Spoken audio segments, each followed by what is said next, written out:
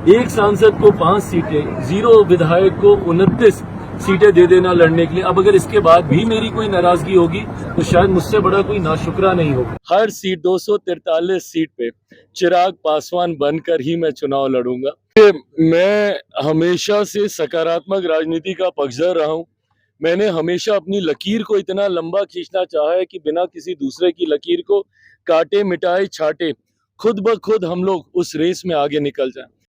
तो एक तरफ जहां मेरा विश्वास मेरी मेहनत पर है, जो विश्वास मेरे प्रधानमंत्री ने मुझ पर जताया है, कई लोग मेरी नाराजगी का जिक्र करते हैं, बट मैं इस बात को बहुत विनम्रता से स्वीकार करता हूं कि गठबंधन राजनीति में ऐसी परिस्थितियां ना के बराबर देखने को मिलती है जहां एक सांसद वाली पार्टी को आपका शीर्ष नेतृत्व आप पे विश्वास करके 5 सीटें दे दे चुनाव लड़ने की। मैं उनके विश्वास पे खरा उतरा, वो दूसरी बात है, बट वो विश्वास रहना इसको 5 सीटें देंगे और ये जीत कर लाएगा। वहीं दूसरी तरफ मेरा एक विधायक था, अब तो वो भी नहीं रहा, वो भी भाग गया। तो 0 विधायक वाली पार्टी को 29 सीटें दे देना, एक सांसद को 5 सीटें, 0 विधायक को 29 सीटें दे देना लड़ने के लिए। अब अगर इसके बाद भी मेरी कोई नाराजगी होगी तो शायद मुझसे बड़ा कोई नाशुक्रा नहीं होगा। ऐसे में मेरा विश्वास जो प्रधानमंत्री के ऊपर है और उनका विश्वास जो मेरे ऊपर है, ये वादा करता हूं कि इस पे खरा उतरूंगा।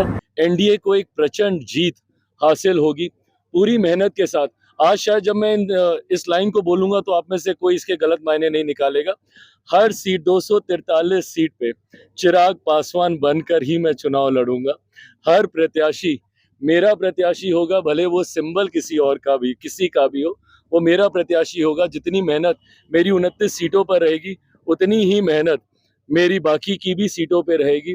और जहां पे महागठबंधन में जिस तरीके से बिखराव आया है, मुझे लगता है अब रहा उन लोगों ने हमारी और आसान कर दी है।